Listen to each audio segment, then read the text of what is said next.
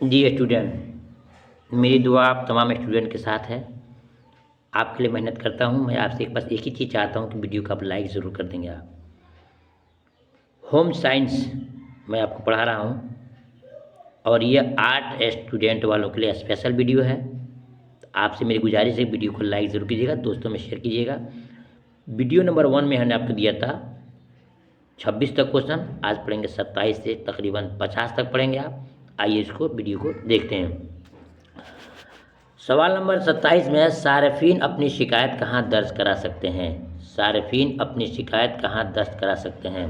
सामान बनाने वाले के पास, बेचने वाले के पास, सार्फिन तहफ़्फ़ुज़ तंजीम के पास, इनमें से कोई नहीं। जी, आप जो चीज़ को यूज़ करते हो, इस्तेमाल करते हो, अपनी शिकायत को कहाँ दर्ज कर सकते हो, बताएंगे आप। सवाल नंबर 27 है। तो ये देखिए, सामान जो बनाने वाले के पास शिकायत नहीं कर सकते हैं आप, बेचने वाले के पास नहीं कर सकते हैं। आप करेंगे शिकायत सार्फिन तहफ़्फ़ुज़ तंजीम, जो आपकी तंजीम होती है, जो संस्था होता है जहाँ से सब चीज़ों को कंट्रोल किया जाता है। आप वहाँ पर शिकायत करेंगे कि हमारे सामान में कमी है, गड़बड़ी है, यह सामान ख़राब है, ठीक है, ये सामान नाक़िस है। तो आप शिकायत करेंगे सार्फिन तहफ़्फ़ुज़ तंजीम जो है, वहाँ पर आप अपनी शिकायत को दर्ज कर सकते हैं। देखते हैं सवाल नंबर 28 में, खुराक मिलावट इंसदाद कानून कब बनाया गया? खुराक मिलावट इंसदाद कानून कब बनाया गया? देखिए, हम लोग उर्दू जानते हैं, खुराक खाने को तो मिलावट आमेजिश को कहते हैं, और इंसदाद कहते हैं कि उसको ख़त्म किया जाए, बंद करने का। तो खुराक मिलावट इंसदाद कानून, इनकी खुराक में किसी किस्म की गड़बड़ी न मिलाया जाए, ये कानून कब बनाया गया? इंसदाद कहते हैं सद्दबाप करने को, रोकने को, ठीक है ना। कब बनाया गया है? तो क्वेश्चन नंबर 28 का सही जवाब होगा आपको ऑप्शन आपका सी होगा। 1954 में ये बनाया गया कि किसी चीज़ के खुराक में कोई आमेजिश न बनाई जाए, ठीक है, 1954 में। देखते हैं सवाल नंबर 29 में, इनमें से कौन ख़ानदानी बजट नहीं है? मुतवाज़िन बजट, खसारे का बजट, बजट का बजट, इनमें सभी। इनमें से कौन ख़ानदानी बजट नहीं है? बजट नहीं है। सवाल नंबर 29 है, इसका सही होगा इनमें से सभी। जी, ये ख़ानदानी बजट नहीं है, ये ख़ानदानी बजट नहीं है। सही जवाब होगा आपका इनमें से सभी, ये ख़ानदानी बजट नहीं है। देखते हैं सवाल नंबर 30 में, सार्फिन का हक पूरा हक है। सार्फिन का, सारिफ किसे कहते हैं? जो लोग इस चीज़ को लेकर यूज़ करते हैं, खर्च करते हैं, उसको सार्फिन बोलते हैं। सार्फिन का पूरा हक है इंतखाब करने का, तहफ़्फ़ुज़ करने का, सुनवाई का, और इनमें से सभी, इनमें से सभी। तो सवाल नंबर 29 का सही जवाब, सवाल नंबर 30 का सही जवाब इनमें से सभी, इनमें सभी सही जवाब।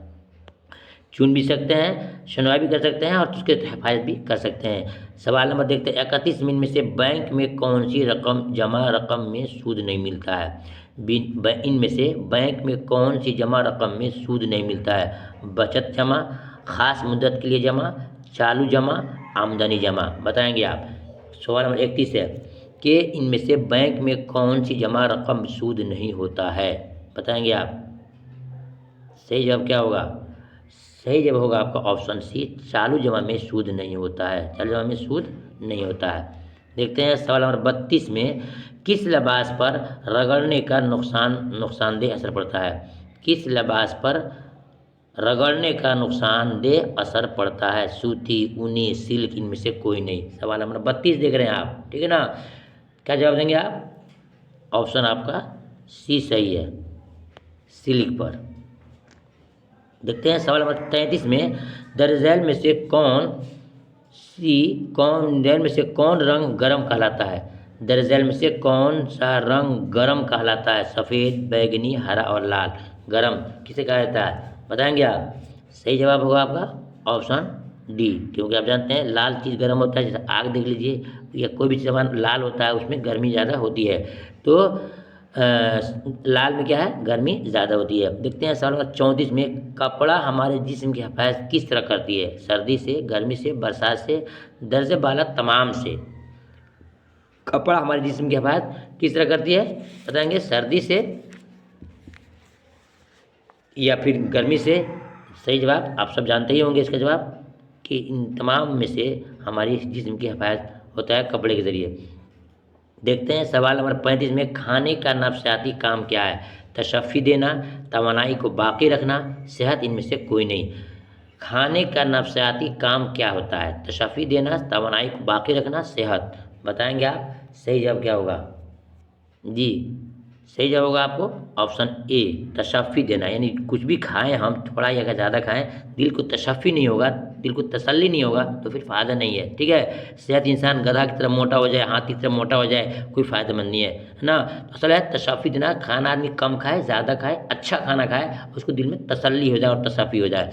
देखते हैं सवाल नंबर 36 में, ख़वातीन में आम तौर से हैज़ का आना कब ख़त्म हो जाता है। ख़वातीन देखिए हम लोग उर्दू है, मौलाना है, एक एक चीज़ को हम लोग तोड़ सकते हैं, लेकिन इंग्लिश वर्ड आएगा तो हम लोगों को सही ज़बान में उच्चारण नहीं होता है, उसको माफ़ कीजिएगा आप। ख़वातीन ये खातून की जमा है, यानी लेडीज़, औरत, ठीक है ना। ख़वातीन में आम तौर से हैज़, हैज़ किसे कहते हैं, पीरियड होता है ना, जो मासिक आता है मंथली, उसको कहते हैं हैज़ बोलते हैं। तो ख़वातीन में आम तौर से हैज़ का आना ख़त्म कब हो जाता है, 30 से 35 साल की उम्र में, और 30 से 40 साल की उम्र में, और 40 से 45 की उम्र में, और 45 से 50 साल की उम्र में। पूछ रहा है कि आमतौर से हैज़ का आना यानी कि पीरियड आना बंद कब हो जाता है। बताएंगे 36 का सही जवाब क्या होगा जी। सही जवाब होगा ऑप्शन आपका डी जी, 45 से 50 जब हो जाता है तो आमतौर से हमारी माँ बहनों को पीरियड आना बंद हो जाता है। देखते हैं सवाल नंबर 37 में, होम साइंस है, ये आपको पढ़ना पड़ेगा, हर चीज़ में जानकारी करनी पड़ेगी। नौ मौलूद बच्चे को, देखिए हमारे ज़बान की बात आ गई, नौ मौलूद बच्चे को माँ का दूध कब किससे पिलाया जाता है। नौ मौलूद, नौ मन्ने, या नौ मने यानी एक एक चीज़ को हम लोग डिफाइन कर देंगे। जब उर्दू लैंग्वेज आएगा तो स्टूडेंट बुरा मत मानना, इंग्लिश का हम लोग बोलने कम आता है।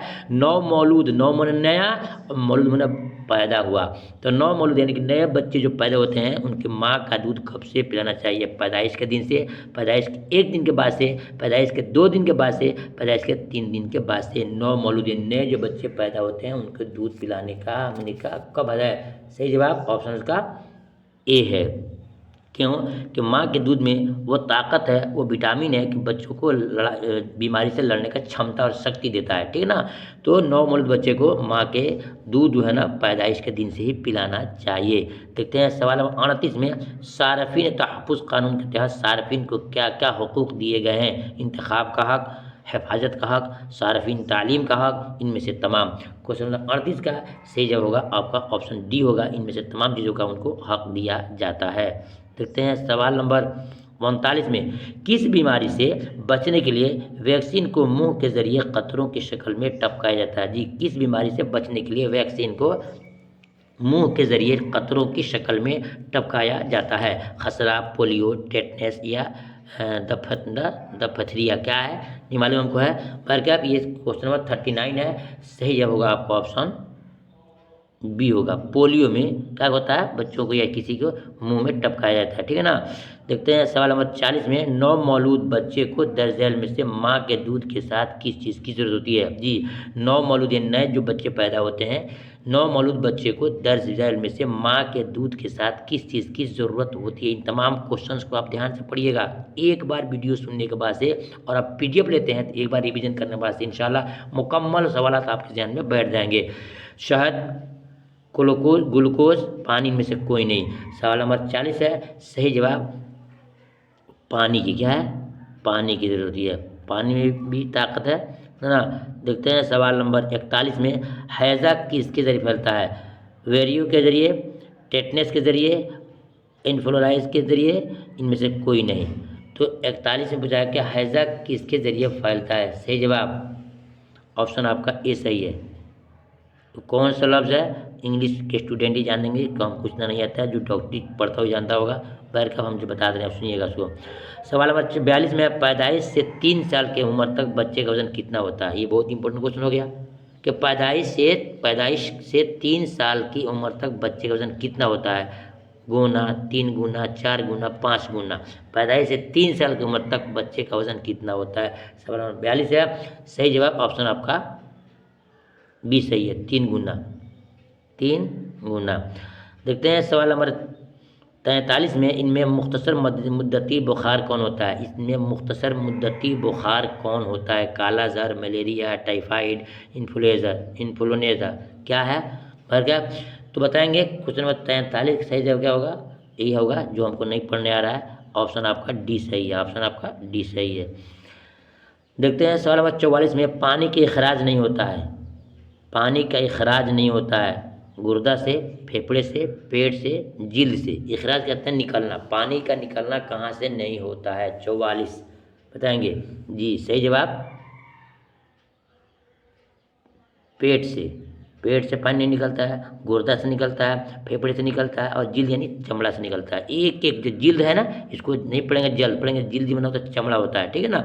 देखते हैं सवाल नंबर 45 में, पानी में घुलने वाला विटामिन है जी। ये क्वेश्चन बहुत इंपॉर्टेंट है, बहुत इंपॉर्टेंट है। पानी में घुलने वाला विटामिन है vitamin C, vitamin D, vitamin A, vitamin E. बताएंगे आप कि सही मानों में कि पानी से में घुलने वाला विटामिन कौन सा होता है? 50 तक क्वेश्चन आज पढ़ाएंगे आपको हम।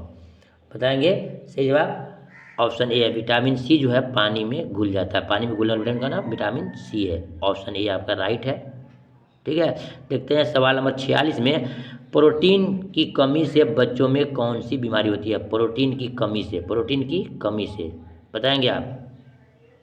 देखिए यहाँ पर प्रोटीन की, यहाँ काफ छूट गया है, यहाँ भी काफ छूट गया है। प्रोटीन की कमी से बच्चों में कौन सी बीमारी होती है? नाबीना होना, क्वाशियोर हो करना, रिटेक्स होना और पोलियो को होना। बताएंगे क्वेश्चन नंबर 46 में इसका सही जवाब क्या होगा? सही जवाब ऑप्शन आपका बी सही है। क्या है ऑप्शन आपका? बी सही है। अभी बी क्या है आपको आप पढ़ लीजिएगा, मैं देख के दिखा रहा हूँ सिर्फ। सवाल नंबर 47 में, 1 ग्राम कार्बोहाइड्रेट में कितनी कैलोरी तमन्नाई होती है? 1 ग्राम कार्बोहाइड्रेट में कितनी कैलोरी तमन्नाई होती है? 47 का सही जवाब क्या होगा बताएंगे आप? ऑप्शन आपका सी सही है। क्या है? सी सही है, 4। सवाल नंबर 48 है, चाय पत्ती में मिलावट की शक्ल में डाली जाती है? चाय पत्ती में मिलावट की शक्ल में डाली जाती है इस्तेमाल शुदा पत्तियाँ, मिट्टी का मजमुआ और हल्की किस्म की पत्तियाँ, दर्ज बाला सभी। बताएंगे चाय पत्ती में मिलावट की शक्ल में डाली जाती है। क्वेश्चन नंबर 48 का सही जवाब दर्ज बाला सभी। ये सब में मिलावट में दाखिल है और सब के सब डाले जाते हैं। देखते हैं सवाल नंबर 48 बाद 49 में, होम साइंस किस तरह का साइंस है? देखिए आपका बिल्कुल सिलेबस से रिलेटेड है। होम साइंस किस तरह का साइंस है? तजर्बाती है, अमली है, अंदरूनी में से कोई नहीं है। होम साइंस किस तरह का साइंस है? तजर्बाती है, अमली है, अंदरूनी है, इनमें से कोई नहीं है। क्वेश्चन नंबर 49 का सही जवाब होगा अमली है, यानी कि मश्क के जरिए से इंसान होम साइंस को सही से रिलेट कर सकता है, अमली है। अब देखते हैं सवाल नंबर 50 जो आज के इस वीडियो का आखिरी क्वेश्चन होगा ना। मैं आपसे फिर कहूँगा कि आप मेरे चैनल पर अगर नए हैं तो चैनल को सब्सक्राइब कर लें ताकि इम्तिहान तक जब भी वीडियो अपलोड आप तक पहुँचे। और इस पर तमाम स्टूडेंट के लिए, चाहे आर्ट्स हो, साइंस हो, कॉमर्स हो, इस्लामियात, सबके लिए वीडियो अपलोड है। और इंशाल्लाह धीरे धीरे और भी जो चीज़ें हैं जैसे कि होम साइंस हो गया, आपको तारीख़ इस्लाम है, माशियात है, सियासियात है, सब आपको वीडियो यहाँ पर इंशाल्लाह मिलेंगे। तो पहले आप चैनल को सब्सक्राइब कर लें। तो 50 में दर्ज झेल में से कौन फेली तरक्की नहीं है? सर संभालना, बोलना, घुटनों के बल चलना, पकड़ना। बताएंगे सही जवाब कि दर्जन में से कौन फेली तरक्की नहीं है? फेली सही जवाब फेली तरक्की बोलता है बोलना, है ना। सर संभालना ये भी है, घुटनों के बल चलना भी है, पकड़ना भी, सब क्या है? फेली है। लेकिन बोलना फेली तरक्की नहीं है। ये स्टूडेंट फिर आपसे मैं बाद में गुजारिश करूँगा कि मैं बड़ी सोच समझ करके पढ़ाने वाले लोग नहीं थे तो मैं बिल्कुल ईमानदारी से पढ़ा रहा हूँ। आपसे मेरी गुजारिश है एक मौलाना होने के नाते या आप मेरे एक आपके उस्ताद होने के नाते वीडियो को लाइक ज़रूर कीजिएगा, ठीक है, ताकि हौसला बढ़े और एक से एक कामयाब वीडियो में इम्तिहान तक आपको दे सकूँ। फिर मिलता हूँ दूसरी वीडियो में, तब तक के अल्लाह हाफिज़।